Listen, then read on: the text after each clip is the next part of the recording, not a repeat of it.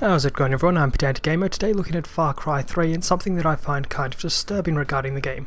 Now I'll load up a game and I'll show you what I mean by disturbing now.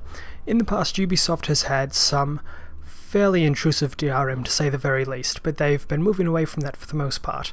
And I have actually figured out how to get around this problem, but at the moment if you try and play single player without turning Uplay into offline mode before loading up the game, you will find that the game in single player is essentially unplayable, which of course is not really acceptable. A single player game shouldn't need online connectivity to be able to work.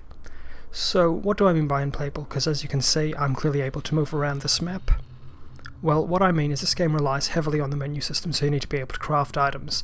Now the map does work, which I'll show you, but ultimately when you try to craft items or go to your skills menu, or just go to the main menu and then back into the game, it doesn't work. I'm teleported underneath the ground it seems, and I'm looking up from the map below. It almost looks like my PC is frozen, but if you actually look I can go into the menu again, which I will do, and then I can exit the menu, and also if you look at the little checkpoint meter saying how far away I am from wherever I'm meant to be going, you can see that the little arrow is still moving up and down telling me that the game itself hasn't actually frozen.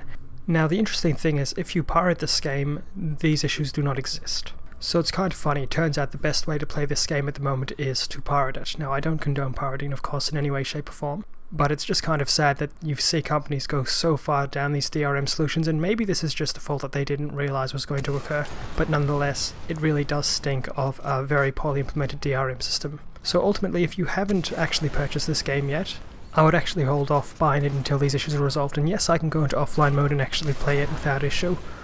But I shouldn't have to troubleshoot this issue, I shouldn't have to deal with this, and as a consumer it's very frustrating to see these companies continue going down this path that makes it even harder to be a paying consumer because they actually want to protect their game. And all these DRM solutions, all it does as far as I can see is it actually pushes people away from actually purchasing the product and moves them towards pirating it.